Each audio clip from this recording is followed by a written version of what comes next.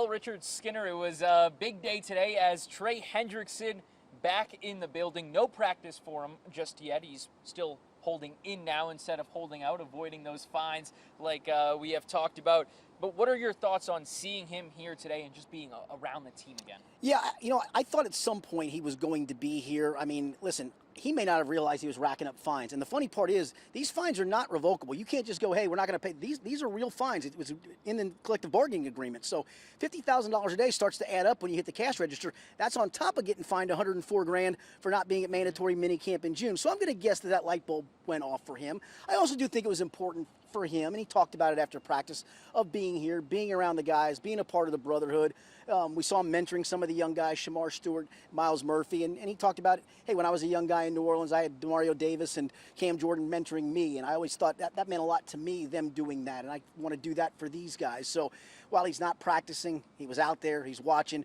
Listen, I know there's different stunt calls and different things that would be nice to rep, but if there's one position for a all-pro, Pro Bowl player that you go, boy, if he didn't practice a single time and something got done the week of the opener and he's ready to go, it's probably defensive end, right? I mean, put your hand down, go get the quarterback, set the edge on the run. Really not complicated stuff there. So that's the one thing. If anybody's wondering, well, he's missing practice time, well, I'll remind you, Jamar Chase missed practice time, and while the opener wasn't great for Jamar Chase last year, all he did after that was go to set a Triple Crown season, right? If I'm Jamar Chase, I may even look back and go, why do I even do training camp, period, after a season like that? So, yeah, I don't think training camp's overly important. I do think it's important for him to get here. He said nothing has really changed because they don't have a deal. He wants a deal. He did say that, that he believes the two sides have a common goal to get something done. Now, what figure that is not the common goal. That's why there is no deal done. But I do think it was good for him. I think it was good for him to speak today. Just get it out of the way. We're not going to talk to him again probably until a deal is done, right? So there's no need to. And he can say, listen, I talked on day one. I think it was important to him to talk to us on day one to, not just try to say, I'm going to avoid, I'm just going to get it done and out of the way. And he spent 8 minutes. I'll give him credit. I thought it was going to be a 2-question thing, and he got to 5 minutes. Says, guys, it's been 5 minutes. I'll take a couple more questions. It went for another couple of minutes.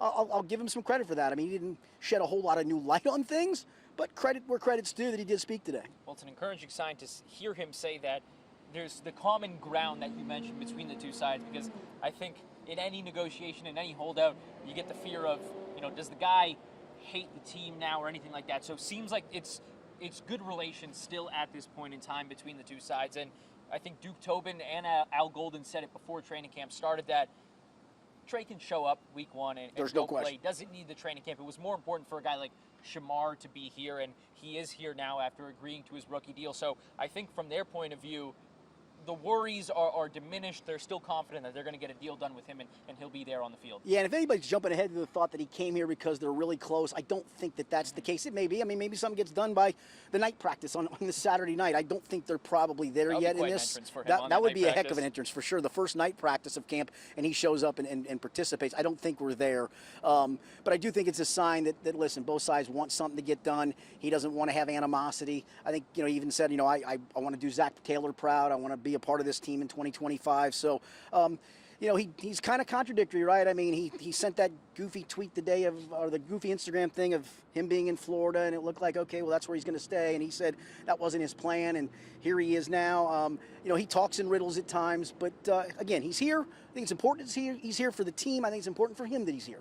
And while being here, like you said, working with Shamar Stewart, working with a Miles Murphy as well, and it paid dividends today as the defense, they had a great day at times. They've had a really good camp for the most part. I mean, the offense has had some moments for sure, and you expect them to, but I mean, they had a lower red zone 7-on-7 session. This is like what the second straight practice they've done this, but the second time we've seen this here of late, where the defense has just really won.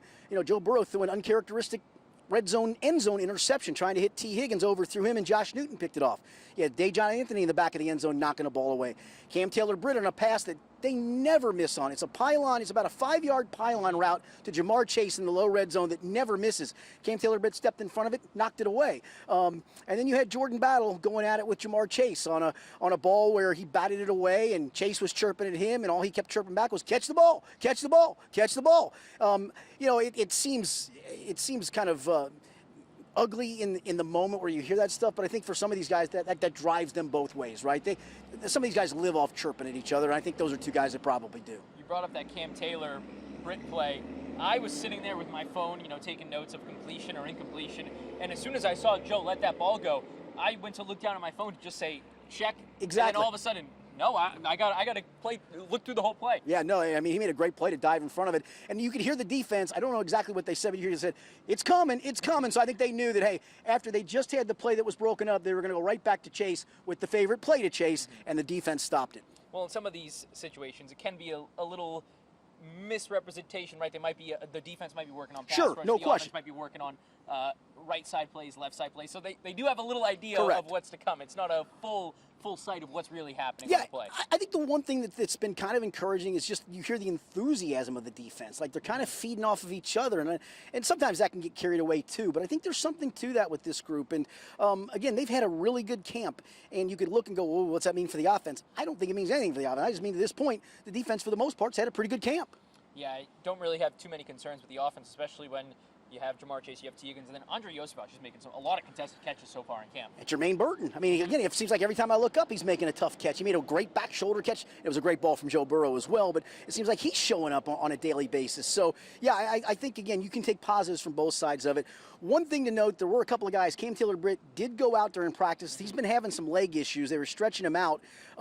He did not participate, at least on the last first team session.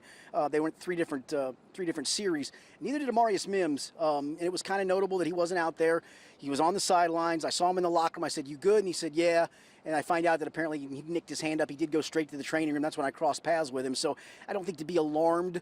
But again, he did not participate in those last 3 team series, and that can be something to look at moving forward. And a slight concern from a guy that rookie year last Yeah, year no didn't doubt. start the year. He got hurt towards the end of camp. So now another year of camp, another injury. All right, that'll do it for day 6 of Bengals training camp. Trey Hendrickson is back in the building, and I'm sure we're going to stay on Trey watch throughout every single day of camp as this continues on.